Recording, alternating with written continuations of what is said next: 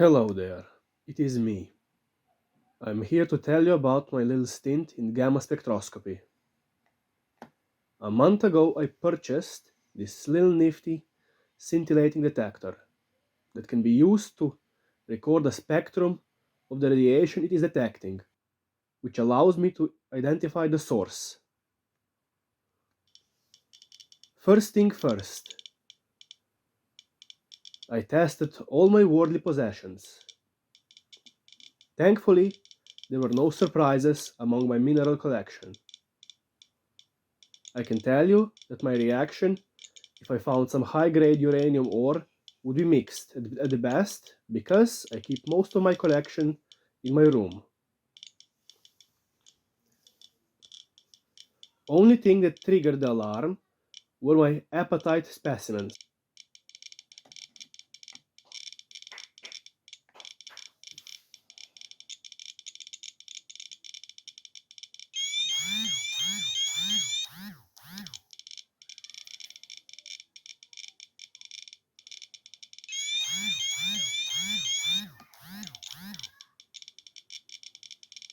The factory alarm is set so low there was no real danger.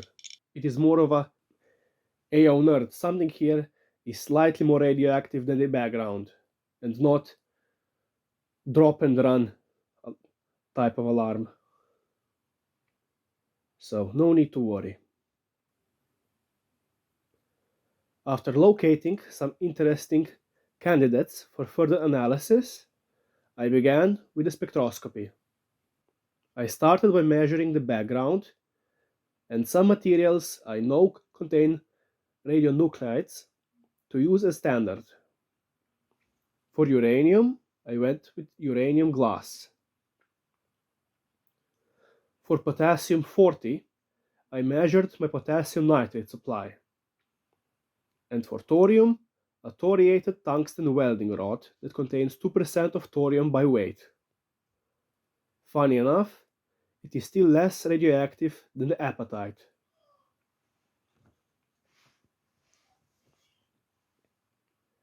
Talking about the apatite, the spectrum is almost a complete match with the standard. This confirms it contains thorium and its daughter products. Does the fact the apatite is more radioactive mean it contains more thorium? No, this is not the case. It means the apatite contains more of thorium's short-lived daughter products. Thorium decay chain contains multiple isotopes of radium and polonium. There is also radon, actinium, and thallium-208.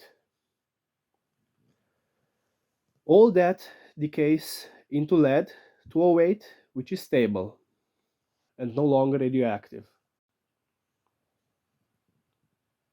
Next, a Moroccan fossil shark tooth. Fossils can become radioactive if they absorb radionuclides during the fossilization process. This one contains both uranium and thorium. A distinct radium-226 peak, potassium-40, and an antimatter annihilation peak because of the positrons produced in the pair production decay events in uranium and thorium series. A spectrum of granite likewise show uranium, thorium, and potassium-40 peaks.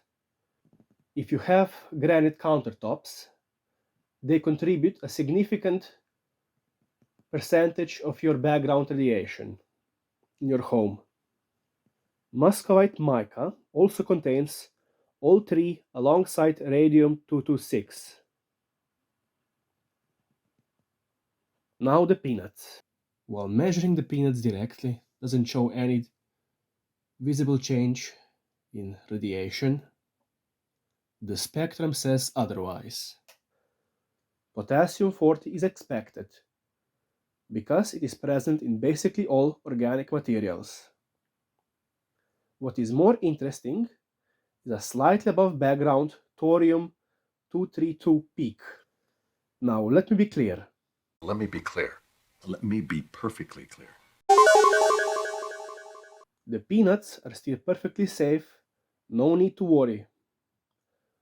What I wonder is if thorium is in the shells, or if the peanuts themselves absorbed it. So I separated them and measured their spectra separately. Interestingly enough, the shells seem to contain peaks of radium and uranium. Potassium-40 and thorium are only present in the peanuts themselves.